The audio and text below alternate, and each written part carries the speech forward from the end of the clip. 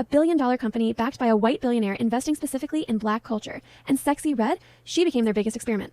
Let me break down what really happened. Just over a year ago, Sexyy Red was everywhere. Pound Town went viral, she got a Nicki Minaj remix, Drake put her on his album. It looked like nothing could stop her rise. But from the very beginning, the dysfunction was part of the plan.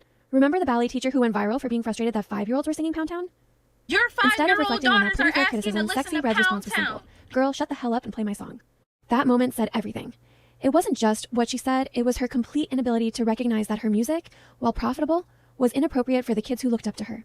Then came the school incident. She showed up to a St. Louis school reportedly smelling like marijuana. When they turned her away, she didn't leave quietly. She turned up outside with a crowd of students performing anyway despite being told she wasn't welcome on the property. Any regular person would have faced real consequences for that, but when you're famous and popping, those rules don't always apply. And let's not forget the 4C hair comments, where she mocked the natural hair texture that most black women have, calling it carpet hair. The irony? Her entire brand was built on exaggerating those same stereotypes she was now insulting. Then there was the leaked tape in October 2023. She claimed it was an accident, but anyone with a functioning brain could see it was strategic. The timing, the boost in visibility, everything pointed to calculated marketing. But here's where it gets really interesting. The machine behind Sexyy Red wasn't some small independent label taking a chance on her. It was Gamma, a media company that launched with $1 billion in financing.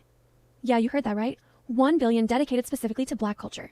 The company was founded by Larry Jackson, Apple Music's former global creative director, and Ike Youssef from Interscope Records. But the largest investor?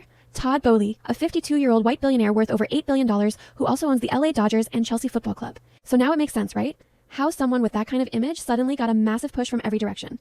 It wasn't organic. It was a billion-dollar experiment with corporate backing, designed to see how far they could push dysfunction, explicitness, and chaos while disguising it as authenticity. For a while, the experiment worked perfectly. Every controversy fueled her career even more. The industry was testing how far they could stretch the public's tolerance, and Sexyy Red was the perfect test subject. But now, things are shifting. Rap's market share has been declining for years. For the first time since the 90s, there wasn't a single rap song in Billboard's Hot 100 Top 40.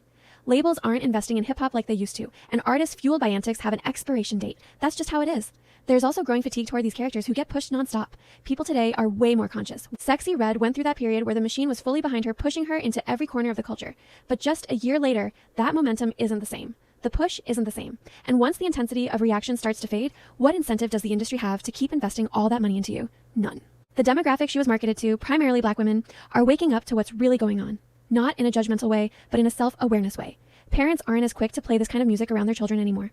Once you recognize the pattern, once you see the intention behind the marketing, you realize this isn't something you want influencing the next generation. Look, Sexyy Red is still going to have some level of success. She's got a fan base, visibility, and name recognition.